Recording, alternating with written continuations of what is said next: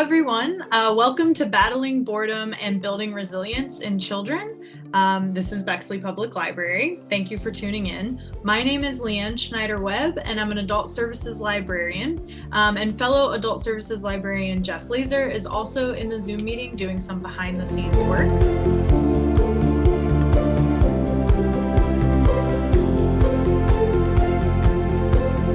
Okay. So this evening, I would like to introduce Dr. Parker Houston. He will be discussing how children and families are impacted by the COVID-19 pandemic, including ways to talk about mental health with children. Dr. Parker will explore strategies for families with children of all ages and stages for coping with unexpected changes, alleviating boredom, and increasing resiliency. Dr. Parker Houston is a licensed clinical psychologist and clinical director of the On Our Sleeves program at Nationwide Children's Hospital. He is also the population health clinic lead for behavioral health. He works part-time in the comprehensive pediatric feeding clinic as well.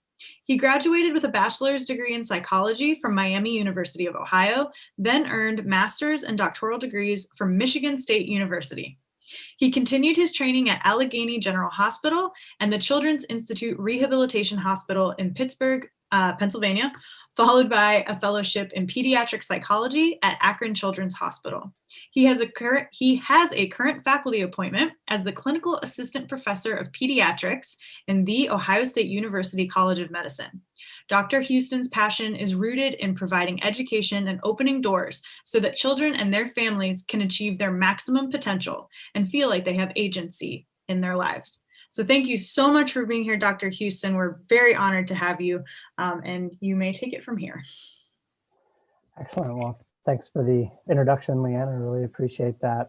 And thanks to those of you who are tuned in live, and for those who watch later, welcome.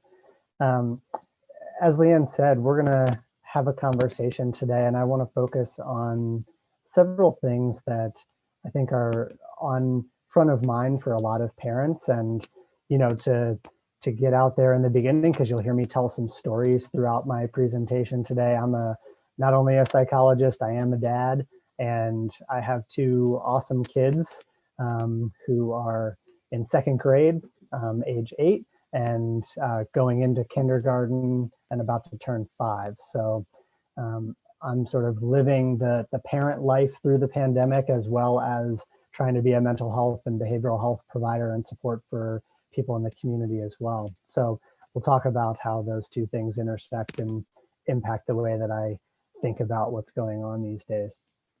So a little bit about our plan for today. First of all of this is a moot point if we can't have some conversations with our kids about their mental health and wellness. It's not a frequent topic of conversation in most households, although if you're one of those rare households I come across where this is a common topic, then I wish I was there to give you a high five.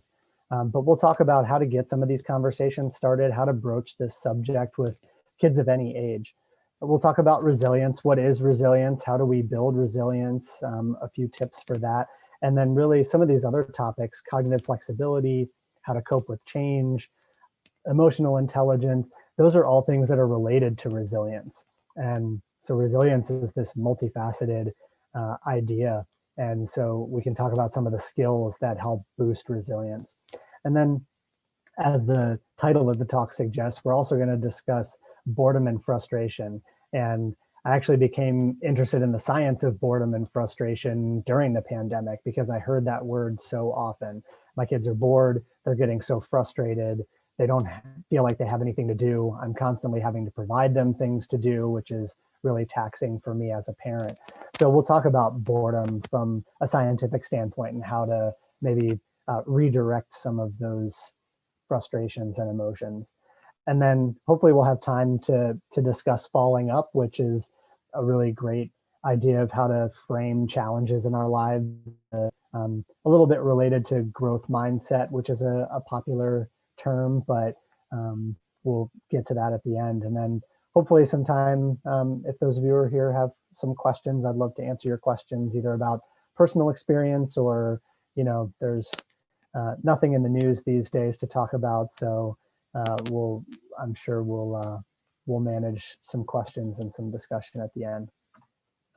So first of all, as I said, pretty much everything that I talk about, it really has to start with parents and teachers and other family members and people who work with children in general, feeling confident and open about having a discussion with kids about mental health and wellness.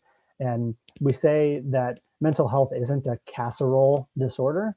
So if you have cancer or a broken arm, usually your neighbors are going to rally around that. You might get some casseroles on your doorstep, or you're going to get cards. But when you share a mental health concern, there's a lot of people who really don't know how to respond to that. They don't know how to have those conversations, and there's a bit more of a stigma about it. And the program that I run on our sleeves was really designed to help start having better conversations and more frequent conversations about mental health and wellness with kids. So it can be really difficult because kids don't volunteer this information. They don't typically come to you and say, I feel like I'm really struggling with anxiety symptoms these days, or I'm feeling quite depressed about how school is going. They usually act it out, or they have strong emotions that sometimes parents can read, and sometimes it's harder to read. And, you know, first story for me, I'm a psychologist. I do this for a living and work with kids all the time. And I frequently miss the mark when I'm trying to read my kids' emotions or mood. And so if I wasn't asking them actively, sometimes I wouldn't have any idea what their internal thoughts are. And when I ask them, I think I have them pegged, and then they'll come back and tell me that it's very different than what I'm thinking. So even those of us who think we're really perceptive and really try to be, sometimes still need to ask those questions. They're really important. And having these conversations, on top of a lot of other things you might learn, it helps to build emotional language. And we'll talk about why that's important a little bit later when we discuss emotional intelligence. But some of the questions that we would ask kids, and you can find a whole list of them at onoursleeves.org, the website that I help run. But some of them can be really simple, and especially for kids who you've never talked to about mental health or mental illness or symptoms before, sometimes it's nice to start with some positive questions. What are 3 things that you're really thankful for? What's the best thing that happened to you today? Or what's the best thing that's happened to you so far this week? Instead of going into, you know, let's talk about anger today, or let's talk about depressive symptoms or sadness today. Once you get them talking about the emotions that go along with some of these discussions, and you really purposefully have a even 2, 3, 5-minute conversation, sort of opens that door to have more conversations and to talk about some of the more difficult things when they come up. Because hopefully for most of us, we don't need to have those tough conversations all the time, but when we do need to have them, it's nice to have groundwork laid so that it isn't the first time that they're ever hearing you talk about moods and emotions and anxiety or things like that.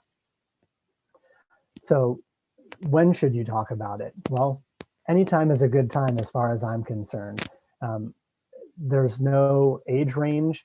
I have been talking about moods and emotions with my almost 5-year-old son since he was about 2 years old, in the form of first reading books, and then sometimes I would maybe label an emotion that he was experiencing. So, wow, it really seems like you're feeling angry right now, or you seem really happy to see that person or to be doing this activity right now. And you just sort of get them to understand the connection between what my experience is right now, and that there's a label for that, that there's an emotion that goes along with that. You don't wait for a problem to arise. That's really a crucial point here, is that for many of us, and I'm guilty of this sometimes too, I only have these discussions when there's a problem, when I notice something going awry, and then all of a sudden I'm interested in their emotions or in their mental well-being. But we should be interested in it every day, or at least every week, or we should sit down and have a conversation, or just casually at the dinner table about, you know, tell me how your week's going, and get beyond just, I don't like my homework, or, you know, I'm frustrated about having to learn from home this week, or whatever it might be. Get into some of the emotions that they've been feeling and what their experience has been. And as a parent, we should try and spend more time listening than talking. It's really their chance to express themselves, and for you to coach them through that and show them that expressing themselves to you is a positive thing. It's something that you want to encourage. And you can find a time that you dedicate 100% of your attention, which, trust me, I know that that's hard these days. It's hard most days, but I really try and break out some time, and my wife does the same, where we can just put down our phones, put down our work, put down the laundry that we're folding, and just spend a few minutes talking with our kids. For a lot of people, the dinner table is best. For me, I'm the bedtime guy at my house. I put the kids to bed pretty much every night unless I'm out of town. And so that's a time where before we read books, we usually have a couple minute conversation about the day. And that's been a really great tradition for us to have in our household. And they just expect it now. They sit down having thought already about what are they going to tell me about their day today.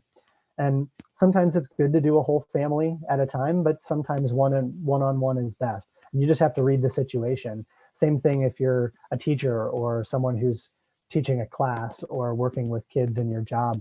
Sometimes it's great to have these discussions in a big group and to maybe ask a kid, answer some of these questions for me. But other times you can tell when maybe just pulling them off to the side and talking with them because they're shy or a little bit more reserved about these discussions, or maybe you feel like they are going through something difficult, is best. So those are some things to consider.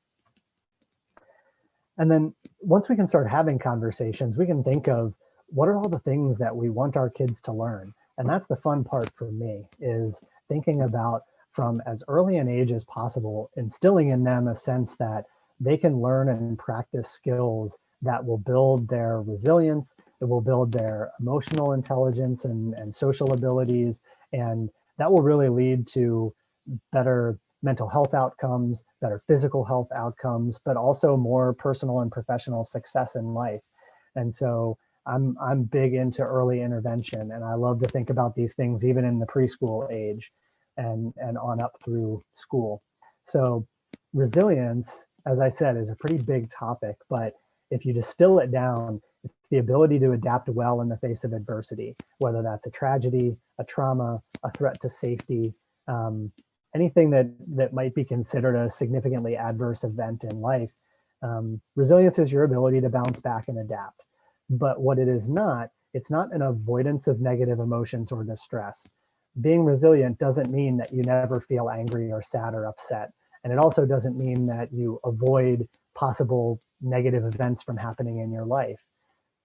It means that you kind of take them on head on, and you have skills to be adaptable and to keep moving forward and to cope in a reasonable way. Now, depending on the tragedy or trauma, what we think of as reasonable levels of resilience might include some changes in functioning. It might include a period of time when you're not doing very well. But people who experience really tragic or traumatic events, that's a pretty natural response, and we wouldn't expect them to immediately bounce back. And that's not ever something that we would be able to teach. So you have to think about what the event is and how significant of an impact it's had on their life. But what we want to do is teach them those skills to be adaptable and to help, bounce back from stressors in their life. And so a few key things, and we'll expound on some of these on the coming slides, but focusing on a few key things with resilience is important. First of all, social connections are by far the biggest protective factor when it comes to resilience. The best predictor of a child being highly resilient is having at least one close relationship with an adult caregiver. And, I put adult caregiver on purpose because sometimes that's a parent. We love when that is a parent, or both parents serve as those good, close model relationships as an adult. But sometimes it's not. Sometimes that's a coach. Sometimes it's a teacher. Sometimes it's a guidance counselor, or a community leader, or a religious leader. There are lots of different folks who can serve this role, but I mention that because during COVID, one of the biggest challenges I've heard from many parents and kids, and especially teachers, is that they feel like they've had a much harder time maintaining that connection, that close connection with the kids that they serve and kids that they work with. And so that's been really challenging, is trying to figure out ways when you can't be face to face as often, how to maintain that close relationship when that might be one of the best factors in predicting how well they're going to be resilient throughout all the challenging times we're facing. Sometimes we have to get creative about that. And I really strongly encourage parents to continue those relationships, even if they're not in that teacher's class anymore. My daughter has a favorite teacher at school that she had a few years ago. And when things were pretty tough at the beginning of the school year, we reached out to that teacher, and, she was willing to get on a quick call and just check in with our daughter and say, hey, I'm really proud of you. I'm glad you're starting the school year. I love your teacher this year. She's going to be great. I think you're really going to like her. And that made a big difference because she was a teacher that our daughter had a really close connection with. Self-care, both physical and psychological. There are a multitude of ways to do those things that we could spend a whole hour talking about, but teaching kids how to take care of themselves physically and emotionally is really important. One really surprising to some people factor that helps resilience is showing gratitude and kindness to others. It's one way that they can control a relationship dynamic where if they are positive and kind and grateful towards others, chances are that's going to come back towards them, and there will be a strong connection there. So teaching them to show gratitude and kindness, even as we like to say, if you can be grateful and kind on your worst day, then you're set, because most of us have a hard time on those days still finding a way to be grateful and kind to others. We have to be able to allow positive thoughts. Sometimes when things are really dark, when we're feeling really down about things, or when the world seems to be crumbling around us, it's really easy to get into the negative spin where we don't see any positivity in the world. So we have to help kids learn how to find the sunshine through the clouds, as it will. Doesn't mean it's not a stormy day, but there's usually a little patch of sunshine somewhere that we can point to. And then another one of my favorites is finding purpose and meaning in life. People who have goals, and this goes for adults too, people who have really strongly held goals in their life are naturally more resilient because they have something that they're working towards. They have a reason to bounce back. They have a reason to keep pushing forward when they face adversity. And so if you can help kids, even if it's just a weekly goal, even if it's just this month goal or this school year goal, having goals to get back to can help with resiliency. And then, developing healthy coping skills, which we're going to be talking more about today. So, the first thing that I heard back early this year is that the biggest challenge people were facing is all of the changes that were happening. And it got me thinking that we could talk about why change is so hard, because on the surface, doing something different shouldn't be that difficult for most of us. We do things different pretty frequently. We might learn a new skill, or we might change jobs, or we might drive a different route, or we might get a new car or get a new bike, or whatever it may be. But when it comes to our daily routines, the power of habits really plays into this. And the habits that we have govern a lot of our non-conscious decisions we make every day. And it helps reduce cognitive load on our brains by reducing decision fatigue. So what I mean by that is, think about if every day that you woke up, you had to make considerations such as, which side of bed should I get out on? How should I take a shower? Which soap should I use? What time should I go to work today? Where should my kids go today? What should I pack for their lunch? These are usually decisions that we try and get in a routine or a habit about, so that we don't actually have to make those choices. The recesses of our brain, the non-conscious parts of our brain, make those decisions for us, and we don't have to consider them or use up a lot of mental energy. But when things are thrown out of whack, think of a surprise snow day and how much more stressful a surprise snow day might be for parents. Or think of a day when your normal route to work is closed and how stressful that might be to have to take a totally different route to work. Because frankly, if you're like me, usually I sort of get in my car and then next thing I know, I'm kind of at work. Not that I'm totally zoned out, but I don't think about which turns to make. I don't think about which lane to be in, because I just do the same thing every day. And so earlier this year, well, earlier last year at the beginning of 2020, all of a sudden, all of those habits got thrown out the window for many of us. And so there was that decision fatigue that made all of us so frustrated.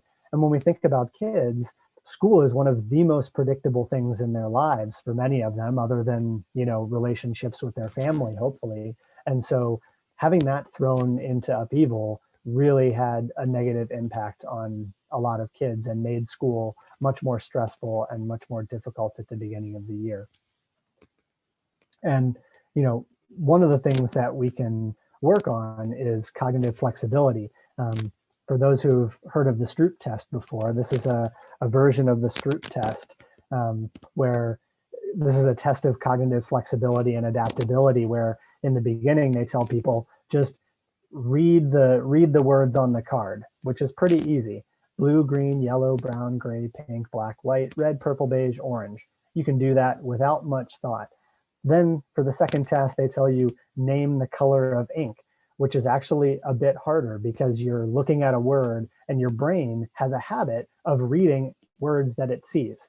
We don't usually think about reading. We don't focus on it. We see a word and our brain automatically turns it into language for us as long as we speak that language. So if we're trying to name the colors, it's red, yellow, green, purple, blue, black. You can see how much slower I'm going, and I'm going as fast as I can. And then the third task, I didn't put it up there, but the third task is actually that you have to, every third one, you have to read the word again. So now your brain has to flip back and forth. And there's tons of cognitive research that shows that there's a pretty wide variability in how flexible people's brains are. But you can improve that by focusing on, making changes purposefully every once in a while and adapting to those changes. So these are the folks who, I'm going to purposefully take a different route to work every Friday, or I'm purposefully going to, do a different kind of exercise that I've never done before once a week to keep things fresh. Those are ways that our brain helps to stay flexible and not get into too deep of a routine that we can't adapt when something comes up. And then here are some ways to form new habits, the 3 R's. There's actually some great books on habit formation that are really profound to me as a scientist, as a psychologist, if you're interested in reading some. But the 3 R's is to make a reminder, make it a routine, and have a reward. So the reminder is a trigger to start the action. So for me, working out, I leave my running shoes right next to my dresser so that when I'm changing at the end of my workday, I look down and I say, oh yeah, I remember I was going to work out today. And then I remember just to change into my exercise clothes rather than having to change twice, which is much less likely to happen. You can use a calendar or checklist. You can use an alarm on your phone. A lot of people with smartwatches these days, that's your trigger right there. They build them in. They buzz your wrist and they say, time to exercise, or time to stand up, or time to go to sleep. Then the routine is, we have to make sure our kids know specifically what they're expected to do. You have to practice it together and make sure they're capable of it. So the routine is the action that you want them to take. Is it hanging up your coat when you walk in the door? Is it putting your backpack down and unloading it when they're in person school? Whatever it might be.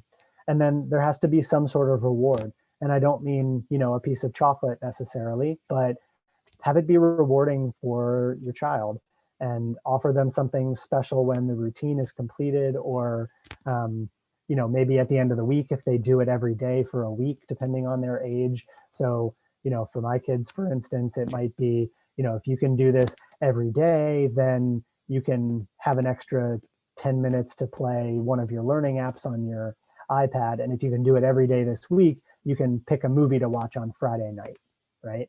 And so you sort of incentivize them to want to pick up the habit. And then before long, you'll notice the trigger sort of naturally happens, the routine naturally happens, and they don't need much of a reward anymore other than just a high five or a hug every once in a while from you telling them, hey, I saw you do that on your own and that was great. And this works for adults too. So when we think about managing change in general, here are some steps to take that both we as adults and we can help our kids as well. First of all, expect change. If you sit and expect things to stay the same, you will undoubtedly be disappointed. So expecting some change to happen is a healthy way of moving through the world. And then step back and see the reality when something changes unexpectedly. Is this a major change? Is this something that's going to impact your lifestyle? Is it going to impact your functioning? Or is it something that you could adapt to with a little bit of effort? I like to think whether it's a long-term or a short-term change. Sometimes if it's a short-term change, you don't really need to make a new habit or really adjust your life because it's just going to go back to normal. Like days that I have my route to work blocked because of an accident on the highway, I don't automatically change the way I go to work for the rest of my career. I just think this is a frustration.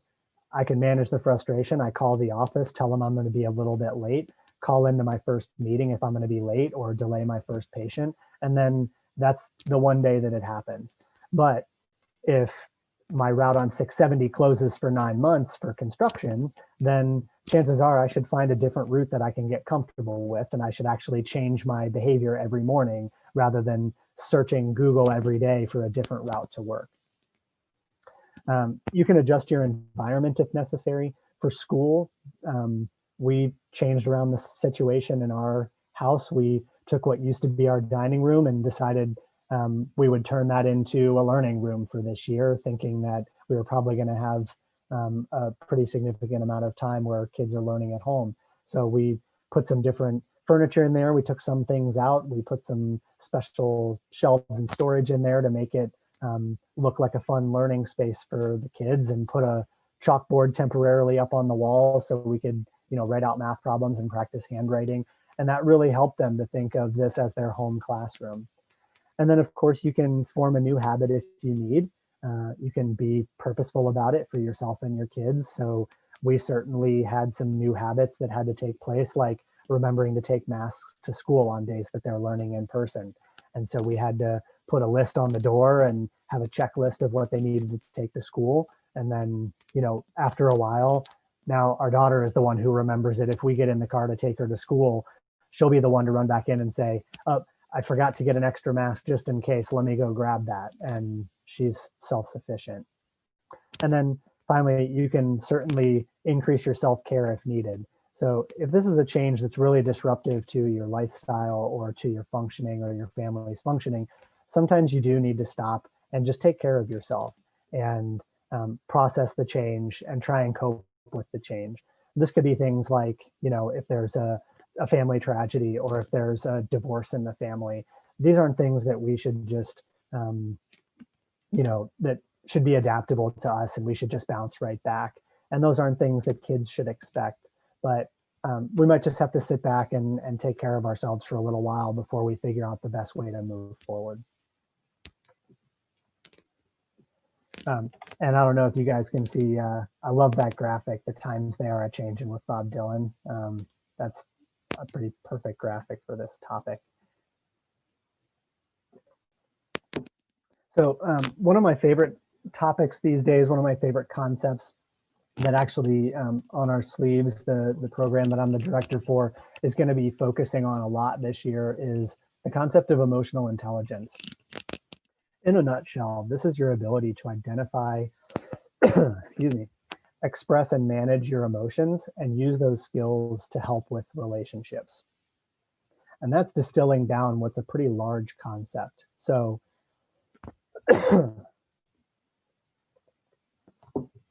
So how do we learn to handle the big emotions that we may have?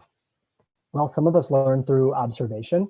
Hopefully we have good models for how people can manage themselves and cope with strong emotions and express themselves appropriately. We also get environmental feedback in the form of, at school, if you're too rowdy, if you hit your neighbor when you're frustrated, if you steal someone's toys when you're jealous, you get some feedback from the environment, whether that's from the other kid hitting you back or, having difficulty making friends, or whether it's a correction from a teacher or a parent or someone else who's around you. And then, of course, there's a genetic component. Some of us are born with a greater capacity to handle our emotions and to regulate ourselves than others. But these are things that can be learned and practiced. And it's important for personal and professional success. People who have higher levels of emotional intelligence, which some people have even labeled EQ to match IQ, that it's almost as important, if not on the same level of importance as your underlying intelligence, then there's a spectrum of abilities here. It's not that people are either good or not good at these things. It's that everybody falls on a spectrum when it comes to the different components. And we'll talk about that here in a moment. But they can be practiced, honed, and used more consistently. Most of us, if not all of us, have the capacity to improve no matter where we fall on that spectrum. Even if you're someone whose emotional intelligence might be on the lower side, you may never be the most highly skilled person at managing your emotions, but you can certainly learn skills to improve. And as a psychologist, if I didn't believe that that was true, then I wouldn't really believe in my career and in my chosen profession, because much of what I spend my time doing, whether it's clinically or in an educational setting, is trying to help people improve on these skills in various ways. And anyone can benefit at any age. So toddlers learn how to share and take turns. They learn self-soothing and how to calm themselves for the first time. Preschoolers start learning how to identify their emotions. And you might hear from preschoolers things like, "I'm really angry." And it's kind of shocking the first time you hear them express an emotion instead of just acting it out or having a tantrum. In elementary school, our big focus is on empathy. Can we be empathic towards our fellow students? Can we read their emotions and understand their emotions? And how can we use that to form stronger connections? And then in middle school, the complex social structure demands a bit of emotional intelligence because there's more self-management, right? That's the age when many kids are managing a schedule, they're managing their own time, their social relationships become a lot more complex and based on more than just who's neighbors with who and whose parents are friends with who. It becomes more about common interests and shared experiences. And then in high school, we develop our ability for metacognition, that is, thinking about my own thinking, thinking about my place in the world, and developing a sense of self-worth and a sense of purpose in life. So these are all things that relate to emotional intelligence and how we relate to the world around us. So as adults, we call it different things, but it's the same. We use mindfulness techniques. We use executive coaching. We use life coaching, psychotherapy, self-help books. A lot of times I read a book and I get to the end and I realize, yeah, that was just a whole book about how to improve my ability to relate to people, no matter what the topic is about, or relate to myself. And so one of the things we can do is we can use emotional intelligence to try to help manage our expectations. So it's scheduling routines, it's practicing ahead of time, parents modeling this flexibility and patience that, depending on their age range, they may be more or less capable of doing, and having some developmentally appropriate tasks ready and using some rewards and breaking up tasks in chunks throughout the day. So at my house, when it's a learning day at home, we don't expect just straight concentration and focus for the whole time it takes to finish. There's some breaks in there for, let's take 20 minutes and do some playtime in a different room, or, let's go outside and take a walk with the dog for a little while and come back and continue. But emotional intelligence comes into play where parents can start to help kids identify things like what emotions they might be experiencing at a given moment, or talking about, we spend a lot of time with empathy right now because we're on Zoom calls a lot or Google Meet calls with the class, and there will be kids who are really having a hard time. There will be kids who are, tearful or upset or having a hard time controlling themselves. And so we talk about trying to read the situation and try and understand how those kids might be feeling and what their situation might be like. So it's been a real exercise in trying to help our kids develop a lot of these skills. And frankly, my wife and I talk about this for ourselves too. We dissect a day, especially one that doesn't go very well in our household, and we think, where are those trigger points? Where could we have done a little bit better job of modeling being calm about something, or modeling the expectation of expressing ourselves through better words rather than yelling, or storming out of the house, or taking away a privilege out of anger or frustration. So these are things that, as a family or as adults, we really can focus on modeling for our kids. Okay, so let me see how I'm doing on time here. Okay, we're good. So boredom. Boredom has become a really interesting topic to me.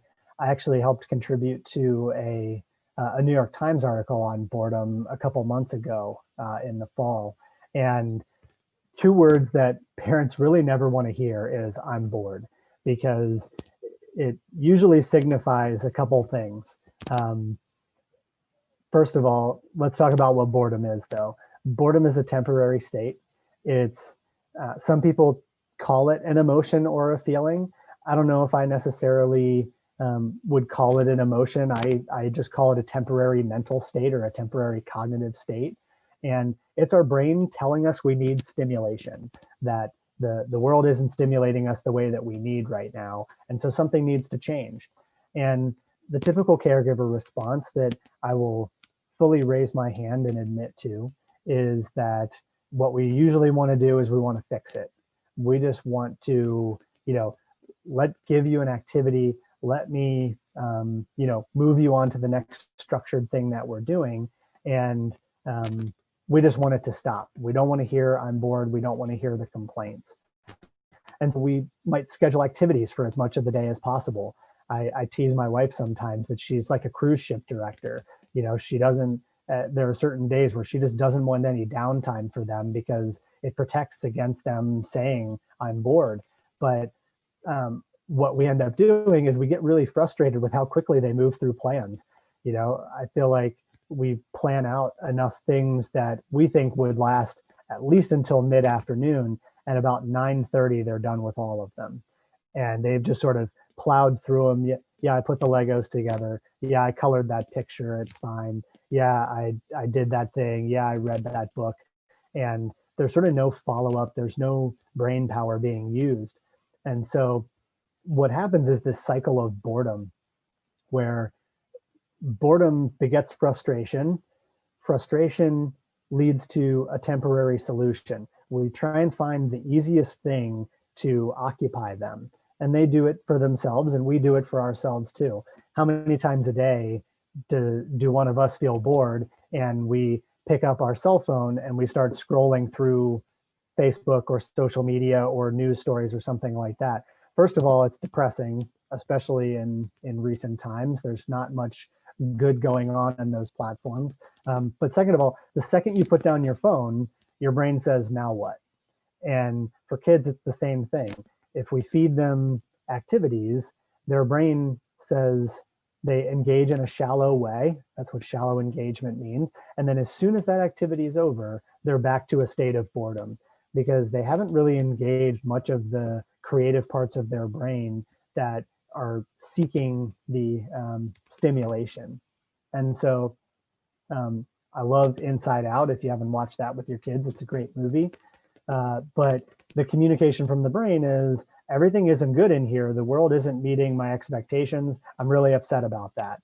And that comes in the form of whining and complaining and standing in a sea of toys in the basement of my house, saying, "I don't have anything to do." And, then what ensues is that discussion that many of us have about, well, I guess I'm going to get a trash bag and throw your toys away. And then they're upset, but they still don't really have something to do. So how can we use it? What's a better, more long-term solution? And what's developmentally appropriate at different ages? Well, what I found and what has worked for me, my kids are guinea pigs, they know that.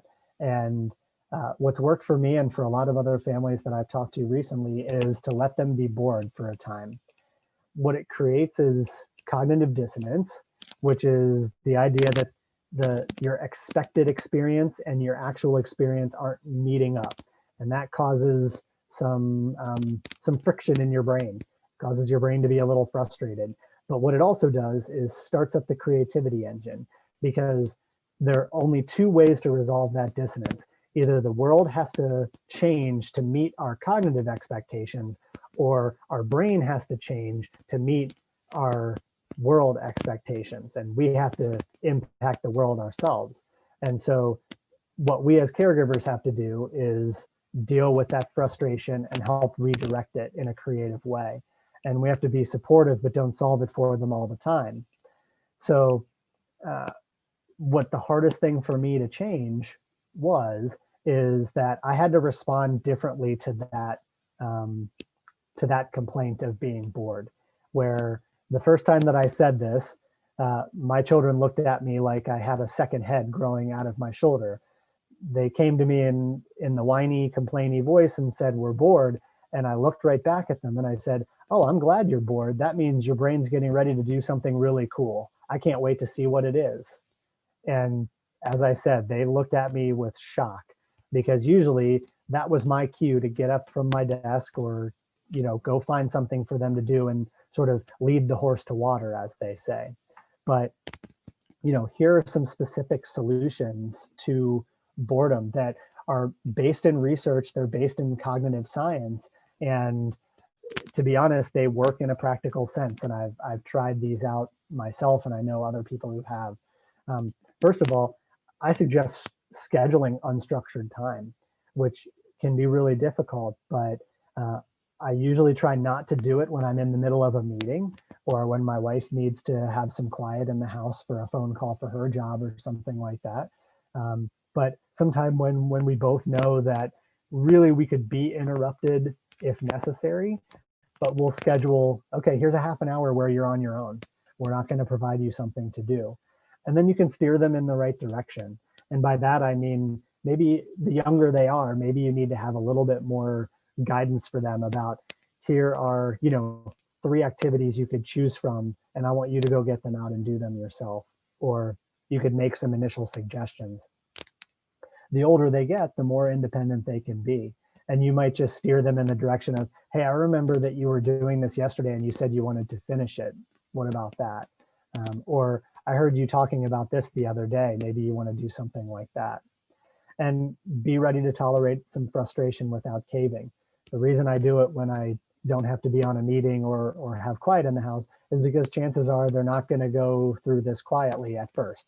They're going to be a little frustrated, and they might come back to you multiple times, and just gently redirect them and let them know that you are confident in them. And sometimes you need to set a timer or an alarm. I don't know about any of you, but Alexa rules my house right now, especially when it comes to setting timers and alarms. We set them for everything. This is how long you need to work on school until your next break, or this is how long we're going to get to watch your iPads or TV until it's time to turn them off. And it can be the same for free time, where, I'm not going to help you out with anything. I'm not going to give you anything to do until the timer goes off. And that sort of sets an expectation that you're serious about giving them some time to create something for themselves. And if needed, you can plan out an activity with them. And by that, I just mean you can break it down into steps. And my favorite story about this is early days when I was doing this with my own kids. They came to me with an idea that, believe it or not, we actually have a slide in our basement. Yes, thank you, COVID, because we were desperate for some exercise in the wintertime. So we installed a slide off of the stairs in our basement, and they wanted to build out of blocks something where they could race cars down and try and knock it over. But they didn't really know how to go about constructing what they wanted. So I came downstairs and I helped them plan it out in a couple different steps. First, I'd suggest doing this, then I'd suggest doing this, and then I'd suggest doing this last, and then I think you'd be good. Okay, bye. Tell me how it goes. And I left, and amazingly, I didn't see them again for about an hour and a half. And by the time I went to check on them to make sure everyone was still breathing, they had gotten into this whole world down there where they were building things together and they were racing cars and they had a whole storyline going on. And that was that magical moment of me understanding what it looks like for them and them understanding how independent they could be with these activities. And it was a really great thing. And so one of the important things that, again, I had to tolerate that day is let them make a mess. The basement was absolutely destroyed, but it was a really valuable experience. And I would say one of the biggest thing that gets in our way as parents is wanting them to not make a mess. That goes with art projects, with playing outside, with getting toys out in the basement or in their rooms or in the living room. Sometimes when we disrupt their natural flow by saying, don't get that out, or don't play with that, or put other things away first, that just really derails what would have been a good sort of continual process for them. So figure out ways that you can have certain areas, or if it's an art project, using paint or using glue or something, save some newspapers or magazines, or get some other paper at the store that you can put down that you don't care if some things get on it. Use some old adult t-shirts as smocks, which is what we do at our house, and just walk away and let them do it and then clean up later. That's where they can really exercise their creativity in their brains. And it's amazing how engaged that they will get. And then, of course, one of the most important things is we have to praise them and be genuinely interested. If we just expect it, then it doesn't really reward them and they don't understand how wonderful it is when they can create something themselves and they can occupy themselves. You'll notice that that's some of their happiest times, is when it's not an activity that you've created for them. It's something they've created for themselves based on their own fantasies or their own interests. So really be interested. Describe that to me. Tell me how you made that. Tell me what you were thinking. With an art project, I love my 4-year-old's descriptions of what he's made. They are hilarious. And, I need to write them on the back of the project a little bit more often because they're just absolutely classic. So you can tell I love this topic because I could talk about it for a long time, and maybe I'll write a little bit more about it in the future. But it can be really, really a great thing for us as parents, and it helps not only us to have a little bit more time to get what we need done during the day, but it really does help them as well. So one more quick topic is this idea of falling up.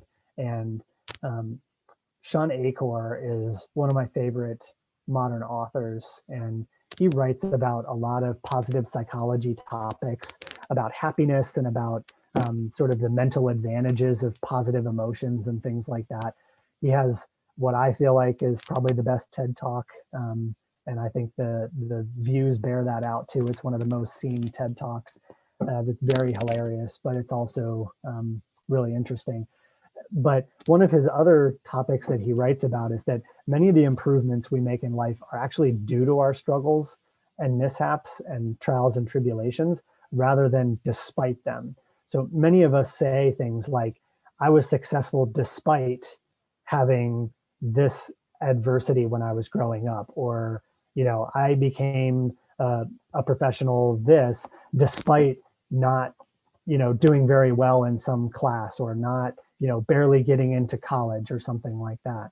So his proposal is that those struggles and overcoming those struggles and learning from mistakes and mishaps is actually the reason you are successful in what you do. And we can make that a more intentional and conscious process for ourselves and our kids. So doing things like trying to recognize a new path out of a difficult circumstance. And, nothing made me more proud. Honestly, one of my most proud moments as a parent so far was earlier this year when my daughter, who's in a special art club at her elementary school, found out that they would have to do it remotely. And we had been talking, for all of the end of last school year and over the summer about how to find new solutions to problems and how to find ways out of difficult spots and make the best of things. And so when she found that out, I braced for impact because that art class is her favorite thing at school. And so when she found out it would be remote, I assumed she would be devastated. But she turned to me and without skipping a beat said, well, Dad, I'm bummed, but if I'm doing it at home, my little brother could participate too. And I could show him how to do all the art projects and he could learn some of the crafts too from my art teacher. I think that would be really great for him because he loves that stuff. Boom, end of discussion. And, that just shows how, kids can learn to be flexible and understand how to process struggles in a different way. And true to form, she includes him in her art class every couple of weeks. He does as many of the activities as he can in his own way. And it's been a really great experience for both of them. So I'll leave it at that, but looking for ways to find success through our failures and challenges is really important. And then just finally, the shameless plug for the program I work for, onursleeves.org. We have a lot of information for parents, teachers, kids. It's user friendly, everything's free, and hopefully some of you might find it helpful. So thank you so much for your attention and happy to answer any questions or just chat if you want to. I'll probably actually stop sharing my screen so that we can see each other. Great. Well, thank you so much. That was an awesome presentation and we appreciate your expertise and your insight. We'll go ahead and get started with the first question and Jeff will share his slides so that we know what questions we're asking. If you're ready, Jeff, go ahead. Okay. Do you have any suggestions for parents who are attempting to keep the mood in the household light when they are feeling overwhelmed, burnt out, or depressed? Oh, that's a great question. I think that describes so many households right now. The amount of stress that people are experiencing for a variety of reasons is, I think, more than most of us have experienced in our lifetimes. My biggest piece of advice is one that I try really hard to follow myself, but what I would say is try and have a time every day, if possible, where everybody names 2 to 3 things that they are grateful for. And gratitude exercises, there's a lot of science behind it that training your brain to not only consider all of the negative and challenging things going on any given day, but to also be searching and actively seeking out positive things really helps to balance how your brain processes the world. Because one of the things that cognitive scientists and emotion researchers have shown through lots of studies is that even if we take every variable that we could conceive of that would impact your emotional state and your well-being, even if we know all of those things about you, it is only predictive of somewhere between 10 and 25% of your actual emotional experience. The rest of it has to do with the way your brain processes all of that information, because what might be considered a really negative event for one person to another person could be something that they experience really frequently or something they see as an exciting challenge to try and tackle. So getting back to gratitude, we really work hard in our family to sit down and even on a tough day to talk with our kids, and it's funny to hear their responses, but to say things like, just tell me 2 things that you're grateful for or that make you feel happy if gratitude is a little bit over their heads. And when you get back to focusing on that, even if it's just for a few minutes, you'll see the valence of the house, you'll see the mood in the house change just ever so slightly. And if you can do it every day or nearly every day, you'll start noticing that people will recognize those things more often and without prompting. And it works for both adults and kids. So one last really quick thing about it, there's a great research center at Berkeley called the Greater Good Science Center. And if you look them up online, they have a lot of information about gratitude. We also have some gratitude exercises at onoursleeves.org that we encourage people to get through. So that would be my biggest suggestion. Great. Thank you so much. Yeah. I know practicing gratitude does help me when I feel really negative. So yeah. Our second question, do you recommend therapy for children? And if so, are there any free programs anywhere? Oh, that's a good question. Do I recommend therapy for children? Yes, under certain circumstances, I recommend therapy for children. When we think about the types of therapy that evidence and research would show are effective and beneficial, not every type of therapy has been shown to demonstrate those properties. So partly it depends on the presenting concern. So there's a lot more research about what we might consider behavioral challenges, such as,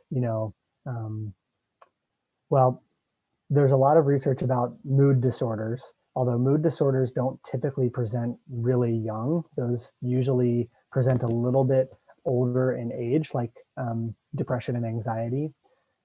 But I see a lot of kids who are really young who have behavioral challenges related to feeding, sleeping, toileting, general things like that. As far as free programs, the best free therapists I know are in the schools and sometimes in after school programs. So there aren't many sort of free therapists out there for one-on-one therapy, but we, in my family, my daughter has some anxiety, some social anxiety, and she's gotten much better actually over the past couple of years. But early in school, she really struggled with some anxiety going to school, and we relied really heavily on the guidance counselor at her elementary school, and it made a world of difference. They really know how to work with kids. They're really dedicated to the kids that they serve, and so that would be a good first step if you're looking for an option that might be free or less cost. Okay, great. Well, thank you. Yeah. Okay, so I'm actually going to, well, yeah, we'll do this one. Okay. And then there's one in the chat that I want to make sure we get to. Sure. Do you feel that young children have been forced to grow up faster or face serious and scary issues sooner than maybe is like age appropriate, I'm assuming, than usual because of the pandemic? Oh man, that's a really good one. You know, I think every generation has its thing, has its moment, has its moments that people need to learn about and have to confront. For many of us, the generation just above typical parent age for right now went through wars, right? They were learning about the draft of soldiers and things like that. And so I think this is sort of the watershed time for the generation that's being raised right now. And so do I think kids have been forced to grow up faster? I don't think it's necessarily growing up faster, but I think we as adults have had to learn really quickly how to talk about issues that we don't even fully understand. All my friends are doctors, but I feel like I have a limited understanding of how to process all of what's going on with the pandemic. And so I can only imagine for people who don't have access to a lot of trusted medical sources what it must be like trying to seek that information out. Mm-hmm. So I definitely think that as parents, we have to focus on age appropriate ways of talking about these issues. And we definitely bring it up in my house and talk through it in a way that I think is helpful for kids of that age. But yeah, it's hard to face these scary issues. Media is a lot easier to get in touch with as well now than it was when we were younger. So there's a lot more images and reporting going on about pretty much every aspect of life these days. That actually is a very good segue to the question that's in the chat. And Jeff, I added it to the presentation. It's the last slide. The question in the chat is, some tweens tend to talk about mental health topics because they see it on TikTok or on other forms of social media. How can you help kids distinguish between what is problematic and what can be normal and expected for today's life? Wow. You know, get in touch with me, because this is a PhD dissertation topic right here. The impact of social media on mental health um, is really fascinating to me, because I both use heavily social media for my program to get information out to people who can use it, but I also feel like sometimes it's the bane of my existence as a mental health provider, because if I had a nickel for every time that I had someone tell me that they learned something online that was really unhelpful or unhealthy, um, then I would retire and have my own children's mental health center. But you know, one of the things that I would suggest for parents is, instead of trying to restrict access to certain things, teaching them how to distinguish between that type of information that's helpful and what's problematic. You can do that in a couple of ways. Um, First of all, actually here at the Children's Hospital, there's the Center for Family Safety and Healing, and they actually teach a course to teens and parents about online safety. And it goes through a lot of those things about how to distinguish between reliable and unreliable information, how to protect yourself against, people trying to contact you, or it does talk about sort of that teen angst that comes with social media posts. I'm not getting enough likes, or I'm getting too many likes, or I'm getting a negative comment. Um, I would also maybe try and identify for them some people that they should follow.